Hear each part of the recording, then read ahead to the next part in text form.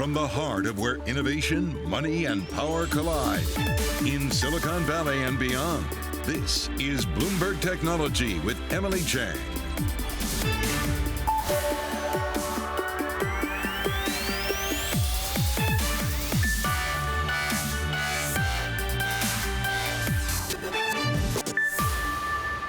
I'm Emily Chang in San Francisco, and this is Bloomberg Technology. Coming up in the next hour, senators say they are unconvinced by Instagram's new features. Head of Instagram, Adam Mosseri, gets a grilling from lawmakers on Capitol Hill and proposes an idea to fix what is broken. We'll break down the big takeaways. Plus, Mosseri not the only tech exec facing lawmakers. A number of crypto executives also testifying in Washington, what it could signal about regulation ahead. And Pfizer and BioNTech are out with new results that could accelerate booster shots around the world. A conversation with the Pfizer CEO about a new shot they're working on specific to Omicron. We're going to get to all of that in a moment, but the stock market rally continuing as Pfizer and BioNTech said their booster is in fact effective against Omicron. Joining us now are Ed Ludlow. Ed, any good news, investors will take it. Yeah, we're kind of recovering a little bit from some of the volatility earlier in the month, which was about concerns over the Omicron variant. As you said, that news from Pfizer kind of key in the mind of investors. We eked out a third straight day of gains in this rally. You can see actually tech kind of outperformed the Nasdaq 100 up 0.4%, following its biggest two-day gain since April. So we're coming from a high bar. If there was one area of weakness, though, in the markets, it was in semiconductors, falling the Philadelphia Semiconductor Index coming down 0.6%. But remember, we had such a massive gain in that sector on Tuesday. Again, we're coming from a high bar. And Apple, big mega cap tech stocks really leading the way on Wednesday's session. We'll talk about Apple a little later in the show as we charge towards 3 trillion market cap. It was a similar story in cryptocurrencies, right? We're kind of recovering from volatility over the course of the month. This is a 5-day chart of the Bloomberg Galaxy Crypto Index, which is largely made up of Bitcoin and Ethereum. Bitcoin kind of treading water, choppy trading on Wednesday, not that much in terms of a gain. Ethereum much better, up 3% along with Litecoin. But we had the flash crash over the weekend, and we're not really seeing any significant gains as part of that recovery. You heard me say that mega cap tech stocks have done really well. One stock not doing that well on Wednesday was Microsoft, oddly enough. No real reason or rhyme for that, but it was one of the worst performers in that basket of mega cap tech stocks, ultimately ending the day flat. And interesting, you know, we have been paying such close attention to Pfizer and BioNTech, both of those stocks softer on Wednesday. Pfizer basically saying that the booster is more effective against the Omicron variant than simply having 2 initial doses. And they're also saying that we'll have much more data going into the new year. And as we know, time and again we talk about this, the market right now looking for data on that Omicron variant. Indeed. Get those boosters. Thank you, Ed. Well, Instagram facing the rage of the U.S. Senate. Head of Instagram, Adam Mosseri, testified today before the U.S. Senate Subcommittee on Consumer Protection, a day after Instagram said it is now encouraging its users to take a break from the platform and nudging them toward healthier topics. Lawmakers were not impressed. The day before this hearing, Instagram announced a set of proposals. These simple time management and parental oversight tools they could have been announced years ago. They weren't, and in fact, these changes fall way short of what we need. I want to bring in Adam Kovacevic, founder and CEO of the Chamber of Progress, who previously worked for many years at Google, as well as Bloomberg's Naomi Nix for a deep dive on this topic. Naomi, let's start with you. A number of testy exchanges, some very pointed questions from lawmakers, but Adam Mosseri is certainly not Mark Zuckerberg and seemed more comfortable in the room than his boss. What are your big takeaways? I mean, I think, look, it was really, we saw 2 very different pictures being painted about the effect that Instagram has on young users and what Instagram is looking to do about it. And so we saw Adam really, offer a defense of the company's network. He said, he thinks that some of the controversies over its internal research are sort of essentially overplayed. He said the company plays a positive role in its in the well-being of some young users. It widens the discussions around beauty. And he said, look, there's a number of things Instagram's doing to tackle things like potential user addiction, to tackle things like problematic content. And, that that really this was an industry-wide problem, not just a Facebook problem. But lawmakers were also very contentious. They said, look, Instagram needs to take more responsibility here for all these issues that we've been hearing about from parents. There was a specific exchange with Senator Amy Klobuchar and Messeri about the time limits that Instagram is now offering to its users. Again, these are opt-in, so a user has to decide and choose how much time they want to allow themselves to spend on the platform. The upper limit offer being 3 hours. Take a listen to this between Klobuchar and Messeri. You think 3 hours a day is an appropriate amount of time for kids to spend on Instagram? Senator, I'm asking this because just when you put out those new rules, that was an option for parents, 3 hours a day. Is that a good use of kids' time? I'm a parent, and I can understand that parents have concerns about how much screen time their kids have. I think every parent feels that way. I ultimately think that a parent knows best what's best for their teen, so the appropriate amount of time should be a decision by a parent about the specific teen. If one parent wants to set that limit at 10 minutes and another parent wants to set that limit at 3 hours, who am I to say that they don't know what's best for their children? Adam, he's saying there that he believes the responsibility is on parents. Do you agree that parents should be making that decision, or should big tech companies be giving parents better tools to set those limits? Well, I'm a parent too, and I definitely value all of the tools that tech services, hardware and software have built over the last couple of years to give me more control. And so I don't know that I wouldn't let my kids be on anything for 3 hours in terms of a screen. My kids are young. For older teenagers, maybe those rules might make more sense. I think that does speak to something that also came up at the hearing today, which is that we do need to have really probably different approaches for different ages of kids. One of the most successful global norms that's emerged has been the United Kingdom's what they call age-appropriate design code, and that's emerging as a bit of a global standard. And that's because unlike the US children's privacy law, COPPA, which sets a rigid threshold at age 13, the UK design code differentiates between younger kids, tweens, younger teens, and teens, and gives recommends different levels of independence and parental control. So whether Congress acts or not, I think that frankly codes like that are going to continue to be the norm, and I think you're going to see more and more services like Instagram kind of designed to those recommendations. But is 3 hours really good for anyone, whether they're 13 or 25 or 65? Is 3 hours really good for anyone to be spending on Instagram? I think that was really Senator Klobuchar's question. Yeah, and look, I think she has a good point. And frankly, it may be that Instagram, after hearing that question, says, you know what, maybe that is a little high for the limit, the upper bound limit. These tools haven't rolled out yet, and it may be a good point of feedback for the company to say, maybe that's a little high. There was another exchange between Senator Marsha Blackburn and Messeri about the time that he sat down with JoJo Siwa, the YouTube star, and she indicated that she's been on Instagram since she was a young child. He said, I don't want to hear about that. Take a listen to that exchange with Senator Blackburn. At that moment, when you responded to her that you did not want to know, why didn't you use that as a teaching moment? Senator, I would say it was a missed opportunity. Indeed, it was a missed opportunity, and it sends the wrong message. It looked as if you were encouraging kids that want to be online stars to get on earlier and to build their audience. This is a part of our frustration.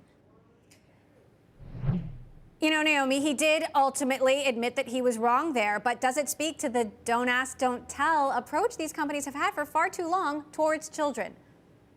Look, I think Instagram only started taking, investing its technological resources to identify the true age of its youngest users at around 2019. And so the company hasn't been at that work for that long. And one of the other things we also saw Adam say at the hearing was he thinks this idea of identifying a user's true age, that responsibility should also fall to some of the device makers, that it was an industry-wide problem. And so we saw him kind of, dragging his feet there. Curious, Adam, what your take is on that and the other things that Messeri proposed. One, that the age, of the person using the device should be set at the device level and not per app. This would then be a conversation, I guess, for Apple and other device makers, or perhaps regulators could, make this law. And he also suggested the idea of this outside body to set the rules. What are your thoughts on his proposals? Look, age verification for younger users is one of those problems that has just bedeviled tech services for a long time, frankly, because there is not really a great way of doing it. Having said that, my understanding is that some of the companies that have tried this and had the most success are services like Xbox, where the age verification process is hardware level and it's upon setup, where a parent has to be involved in the setup. And so the same principle certainly could be applied to a smartphone or other hardware devices. It would require industry collaboration. Frankly, I think it also could end up being a differentiator for whatever company chose to implement that technology in terms of having really reliable age verification built in. All right. Well, certainly much to continue to follow, and we'll be watching how Washington digests this new testimony. Adam Kovakovich of the Chamber of Progress, great to have you back, along with our very own Naomi Nix. Appreciate it. All right, another story. We are watching U.S. safety regulators are reviewing a recent software update by Tesla that allows drivers to play video games on the dashboard screen while the vehicle is moving. No comment yet from Tesla. The National Highway Traffic Safety Administration says in-vehicle devices cannot be used by drivers for distractions like playing games while driving. Coming up, crypto. Also in the hot seat on Capitol Hill, the CEOs of some of the biggest crypto companies sound off on the need for regulation and make it clear there's still a lot left to understand. That is next. This is Bloomberg.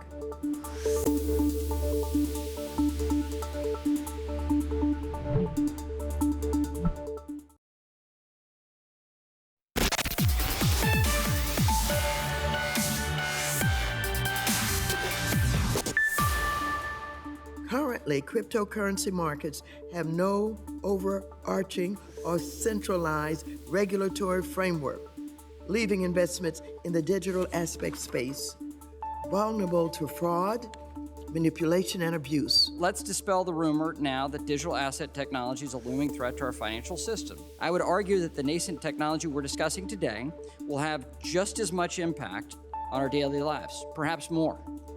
And that's why we must get this right.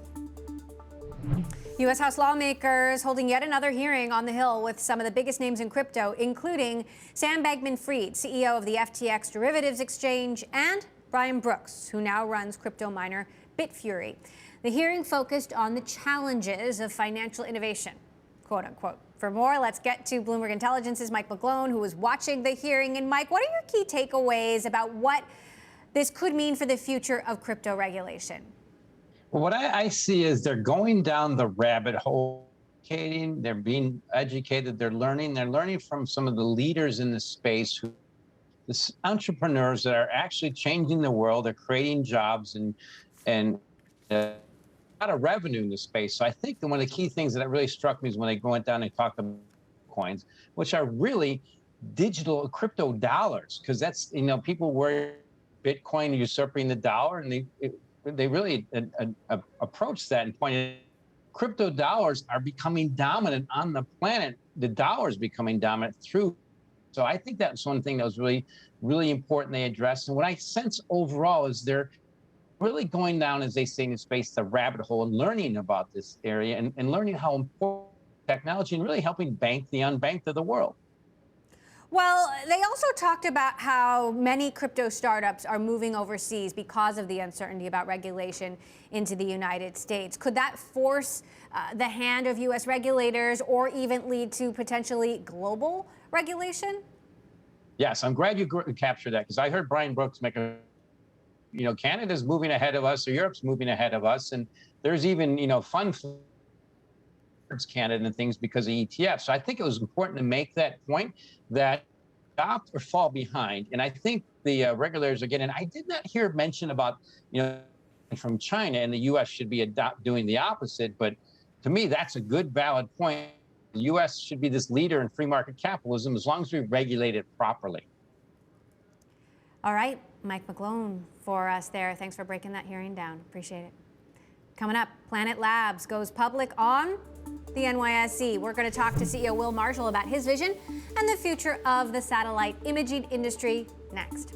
And I want to take a quick look at GameStop shares falling in extended trading. The company, widely regarded as the first meme stock, reported a fiscal third quarter loss, wider than analysts estimated. Investors are concerned about how the struggling retailer intends to reshape its operations and lure gamers back. This is Bloomberg.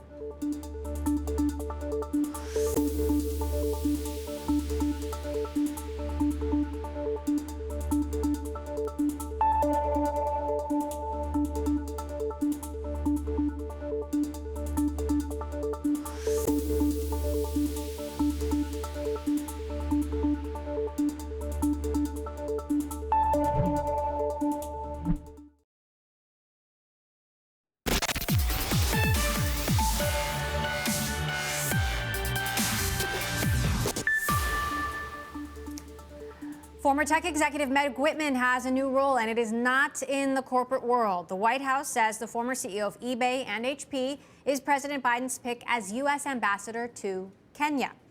Until earlier this year, Whitman was chief executive of the media content app Quibi. She also ran for governor of California in 2010. Well, satellite imaging company Planet Labs is now public via SPAC. The combined company, now called Planet Labs, PBC, provides daily data insights to the likes of Google, but also scientists, NGOs, and farmers. Where is the company headed next? Let's talk about it all with CEO Will Marshall, who joins us now from New York. Will, big day for you. Talk to us about what this milestone means in terms of where and how you plan to invest and grow. Yeah, absolutely. Look, it's a super exciting day for us to be listing after 10 years of really hard work by a team. We set out in the garage to do it with an audacious goal of imaging the whole world every day, and we've achieved that. We've got those 200 satellites up there. We're imaging the whole world every day, and as you say, there's some great use cases like with farmers, with Google, with many scientists. Where we're going is that this gives us the capital to invest into software, to add analytics, to pull out information from the images, as well as sales and marketing to go after the huge market opportunity we see. Look, this is really just the tip of the iceberg of Planet's potential, and so this gives us the capital to go after the rest of that. So today you sell mostly to governments and to farmers. What are the new markets that you actually see, and how big are they? Well, firstly, those existing markets are huge. So we need to go after all the big ag companies, all of the governments, all of the Googles of the world, all of the energy companies, forestry companies. But the new sectors that we're going after are going to be really exciting as well. So that's things like insurance, finance, and you know, in many of these sectors, the principal value of the data is huge. I mean, we for example, in finance, can tell the worldwide yield of corn or soy or whatever before anyone else. We have that data, but hedge funds don't want pretty pictures. They want time series calibrated data, and we haven't got all of that integrated analytic feeds yet. So we've got the satellites, the data, certain analytics products, but not everything. And as we build up that software stack, we'll enable more and more users. You know, our colleague joined us from, used to be the head of product at Twitter, and they had a fire hose of data. But until they had certain analytical features, it wasn't useful to a lot of the other companies that would buy it. We have a similar situation, a fire hose of data coming down from space, and it's our job now to make it easier and easier for more and more people to access, because there's a long tail of users as well as the big companies that we're going after today. Planet has had a huge lead over rivals, but now there are more and more imaging companies stepping in, and we expect that to continue as the cost of entry comes down. Do you think you've moved fast enough, and do you see products beyond imaging technology? Well, certainly. I mean, look, firstly, the competition is great. I mean, I think there's a bit of a space renaissance going on, and that's really exciting. Launch costs have come down, satellite capability performance has gone up. I mean, we've seen the launch costs come down about 4x. The cost per capability of satellites go up about 1,000x in the last 5 or 10 years. A dramatic change. It's like the mainframe computer to desktop transition for IT, but for space, and it's like our internet moment. So that's really exciting. It's unleashing a greenfield of opportunities. Planet has got a unique data set. I mean, we, as you mentioned, have the largest Earth imaging fleet, 200 satellites in operation today. They image the whole Earth every day, and that opens up these wide new markets. No one else has that, and no one has anything like that scan of the planet. And so we've got quite some years before anyone has anything like of a similar capability. Now, Planet started off more like a nonprofit focused on environmental issues. Talk to us about the evolution to now a publicly traded company. Why did you decide that was the best and most, opportunistic route? Well, actually, we've always tried to serve both businesses and nonprofits and scientists and NGOs all the same. And the good thing about Planet is that our business model and our goal and mission of impacting the world are completely aligned. Even when we sell to farmers, that's making the crop yield more efficient, and that's stopping stopping deforestation. The main source of deforestation is agricultural lands being expanded into forested territories. So making agriculture more efficient does a good thing for the planet.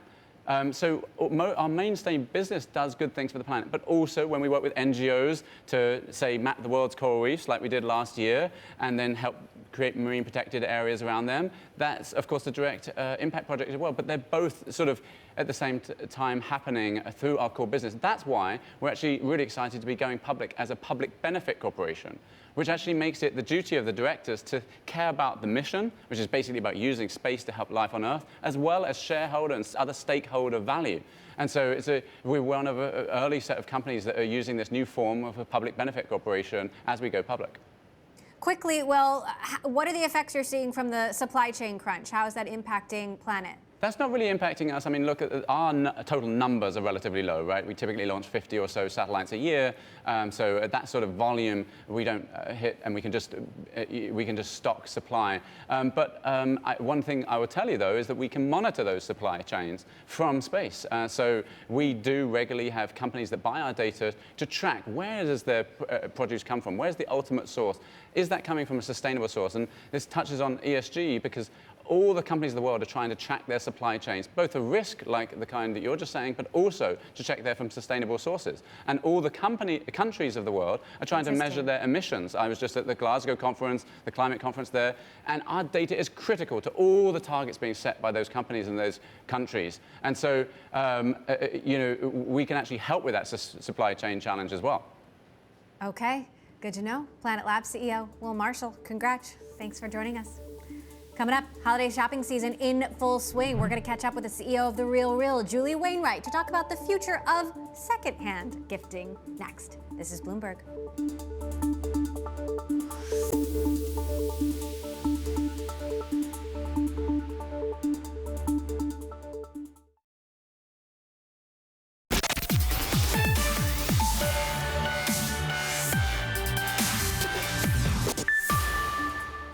Welcome back to Bloomberg Technology. I'm Emily Chang in San Francisco. Shares of Apple closing at a fresh record high for a third consecutive day. That's after a federal appeals court granted the company's wish of delaying court-mandated changes to the App Store, adding to a big week for the world's most valuable company. Our Ed Ludlow here to break it down. Ed, it feels like just yesterday Apple crossed $1 trillion. Now we're looking at $3 trillion. Well, you know what they say, 3 is a magic number, and let me tell you why. 3 days, 3 consecutive record highs, and that 3-day stretch of gains is the best 3 days that Apple's had since January of this year, and there's loads of momentum around this stock. When that headline hit the Bloomberg terminal about the appeals court giving them a reprieve, remember, as of December the 9th, it was going to be effective that they would have to make those App Store changes. Not the case. Now look at that chart on your screen. It was in mid-2018 we hit the 1 trillion market cap mark.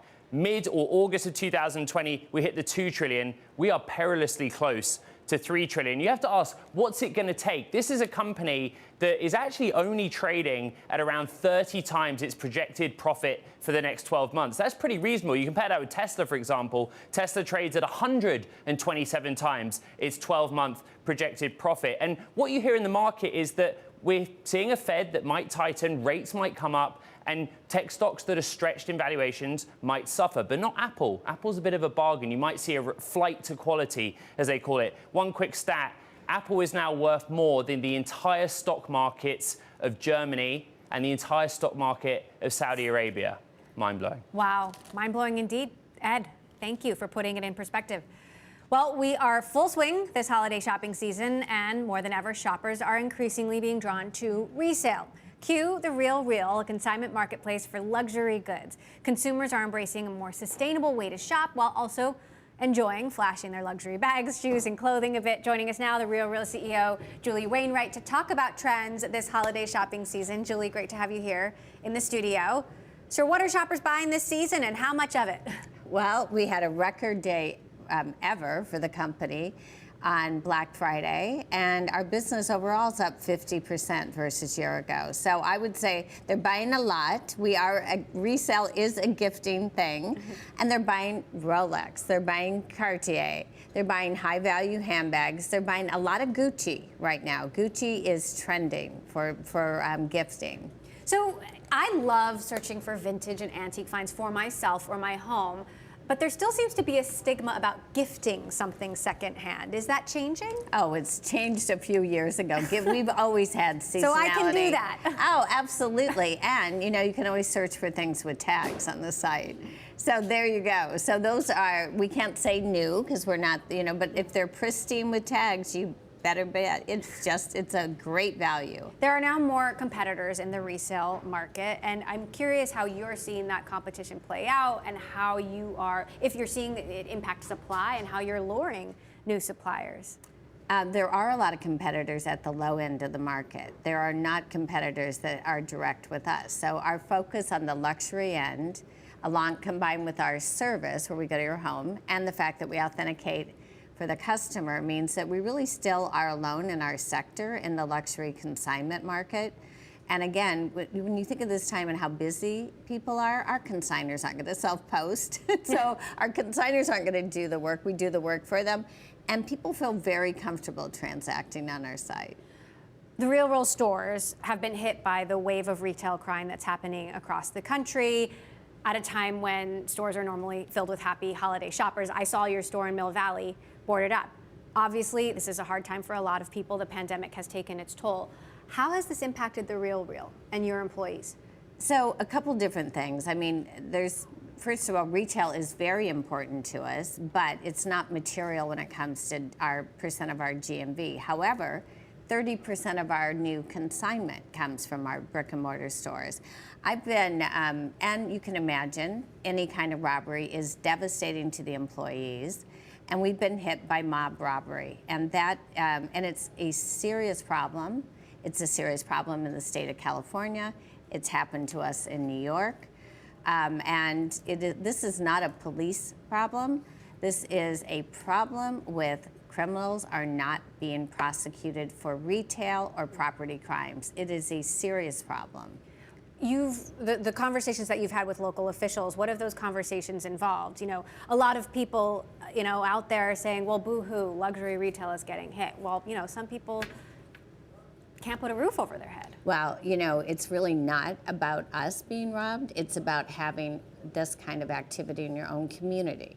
So when you start thinking about mob robberies, which are happening all across the U.S., but heavily in California and now in New York, you have to think about, what does that do to the restaurants? What does that do to safety on the streets? What does that do to the whole community? It is a serious, serious problem. And the most serious thing is, if you don't hold anyone accountable for both personal property or retail property crime, it creates anarchy. And that's what's happening in the courts. Are you doing anything differently at the RealReal, given the threat of this happening? There's stores boarded up all across San Francisco. Stores are boarded up in the Bay Area and also in the Los Angeles area. And they're boarded up until what we do is we put in a lot stronger glass, safe rooms, extra security. But even then, until we feel like the local government can provide us with the security we need, that the police will respond to a retail crime. And this isn't a police issue, by the way. This is more the police can arrest people, as happened to us with Palo Alto. They arrested people that had robbed the store that you went to, and then they were let go due to the court system. So no one wants to arrest people or have them let go before they're even booked. So we really do have a serious problem. I don't think it's going to get better until we start changing the way we treat criminals. What does it mean for your employees? Well, I mean, 3 quit right away in Marin, and I don't blame them. But we do everything we can to create a safe environment. We have great relationships with our customers and consignors. And the people in retail overall, and specifically in our stores, they love that interaction. They love that they're back in the store. They love helping people. But, it's not good for anyone. So let's talk about how you see the rest of the season playing out. We know that more shoppers started earlier this year. Did you see that? And does that mean December is going to be a little soft? Do you see this continuing through the holidays? Is it, is the holiday shopping season not going to stand out because we're just shopping every day? Well, we reported through the end of November, so we are up 50% versus a year ago. We feel we think the rest of the year is going to be strong. And part of it's because we have amazing supply on the site. So we are delivering, our sales are derived by the sale, how much volume we have on the site. We're adding more than 10,000 new things every single day. And shoppers are responding. You mentioned authentication, and I know you're always working on new technologies and tactics to make sure that the Louis Vuitton bag you're selling is a real Louis Vuitton bag. What are the latest authentication technologies, and what are the latest tricks that some of the folks putting fake stuff on the market have up their sleeve? Oh, it's been really interesting. So first of all, we use a lot of machine learning and AI, and so we just get smarter and smarter. But I know at one point the industry was really embracing blockchain to be able to track things, and they have RFID tags in it. And in fact, we got a bunch of items in with fake RFID tags in them. So I would say it's an ever-changing problem for everyone in the industry, and we have to keep evolving our practices, which we do. And now that you've had these brick and mortar stores open for a while with, albeit some of these challenges, how do you see the balance of e-com and physical retail shaping up? I mean, I know that you've advocated for a long time, like, we need both. What will be the balance of both in the longer run? Well, we're looking at that right now, but I can tell you that the lifetime value of the consignor and buyer that has a retail touch point is significantly more than online only. Having said that, a lot of customers prefer to shop online. And again, more than 90% of our sales are online, but our consignors love dropping off at the store. So we have to find the right balance. I don't know if we know the answer yet because we're still opening stores. And we're running a really interesting test right now, a store in a store with Saks in Brickell, and their Brickell, which is in Miami, store, to see how that goes. So we have a lot of things in play right now. All right, Julie Wainwright, CEO of The RealReal. Thank you for joining us today and giving us a view on the holiday shopping season and all the things you're dealing with. Appreciate you stopping by. Thanks Happy so much. Same to you. Thanks. Well, Lyft said employees can work remotely for all of 2022. The ride-hailing operator revising an earlier requirement for workers to be back at their desks in February. Many companies are changing their return dates yet again in response to the Omicron variant of COVID-19, but few have gone as far as Lyft to give employees a full year reprieve, pushing back that start now to 2023.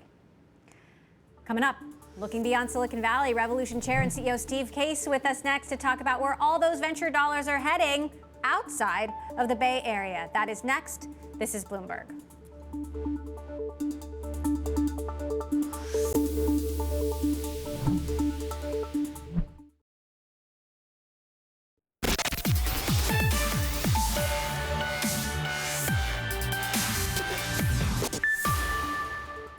A former IBM engineer is helping companies fight the Great Resignation. Ben Ruvani co-founded Gloat.com. It is one of a dozen or so talent management startups trying to make it easier for people to make a career move without having to leave their current employer. According to one study, only 1 in 4 employees say their company makes it easy for them to find job opportunities. Well, year after year, we see the same thing when it comes to venture capital investing. The money largely goes to 3 places in the United States: the Bay Area, New York, and Boston. But a new report out from Revolution, who partnered with PitchBook, finds that tech investing in those 3 spots is on the decline, with about $13 billion going outside those locations this year alone. For more on what it means, I'm joined by Revolution Chair and CEO Steve Case. He's also, of course, the co-founder of AOL. So, Steve, in terms of the numbers, where are you seeing those dollars go instead? Well, there's a lot of cities. It's not just a few. There's a few that get attention, like Austin, Seattle, more recently Miami, but it's really dozens of cities that are rising. We started this effort, as you know, a decade ago when I was chairing the White House Startup America effort. Then we launched our Rise the Rest bus tours about 7 years ago, about Rise the Rest funds about 4 years ago. So far, we've invested in 180 companies in 80 cities. So this really is quite widespread. But the report we did in partnership with PitchBook, the data that's particularly important, there's 3 points I would make. The first is, for the first time in 10 years, the venture capital going to the Bay Area is less than 30%, which I think is significant. The second is there's been a 600% increase in the last decade of these Rise the Rest cities in terms of how much venture capital went from $4 billion to $24 billion. So outside of San Francisco and New York and Boston, that's the phenomenon, 600%. And finally, and perhaps most importantly, in the last decade, 1,400 regional venture firms have started all across the country. And since it's important to seed companies to get them going, it's also important to seed funds to get them going. And once you've got that happening, you start seeing these cities rise. So I think what we're seeing now is an acceleration, partly because of the pandemic, that will continue into the next decade. Now, you estimate that about 75% of all venture capital dollars still end up in the Bay Area, New York, or Boston. What do you think that number should actually be? What should the percentage be? What would be fair or right given the distribution of talent and opportunity?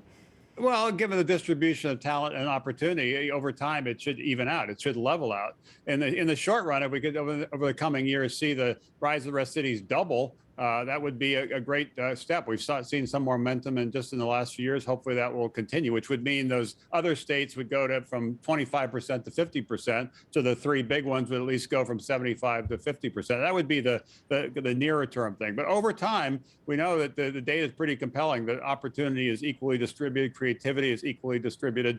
But the capital is really not there to follow those ideas. And that's what really needs to change. But I think this report suggests it's starting to change. Hopefully it will accelerate in the years to come.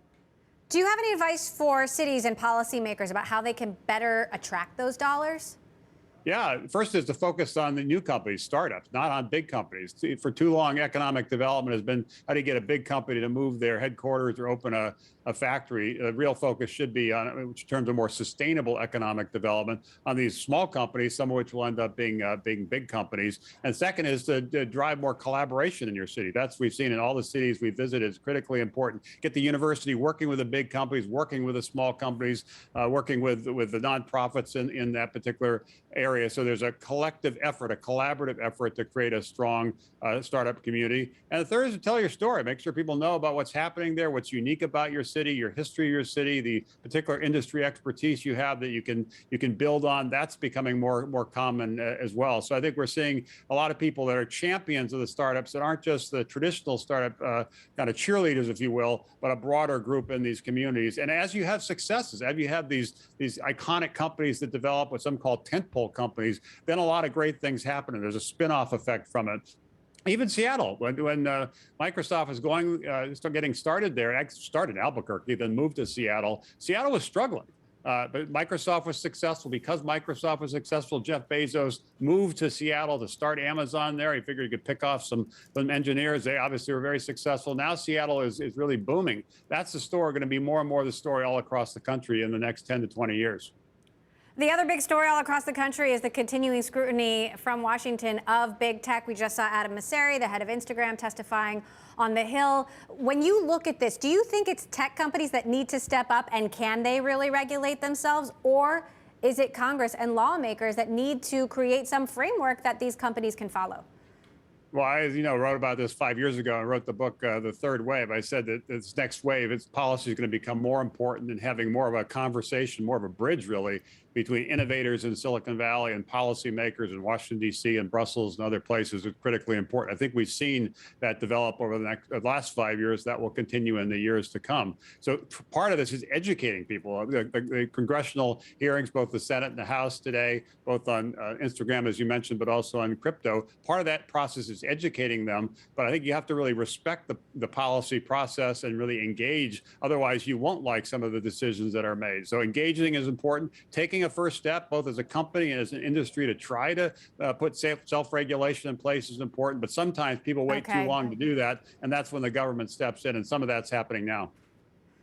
All right. Steve Case, Chair and CEO of Revolution. Always appreciate you stopping by. Thanks for joining us. Great to be with you. Coming up, Pfizer and BioNTech saying a third dose of their vaccine gives effective protection against the Omicron variant, according to their early studies. We're going to hear from the CEO of Pfizer next. This is Bloomberg.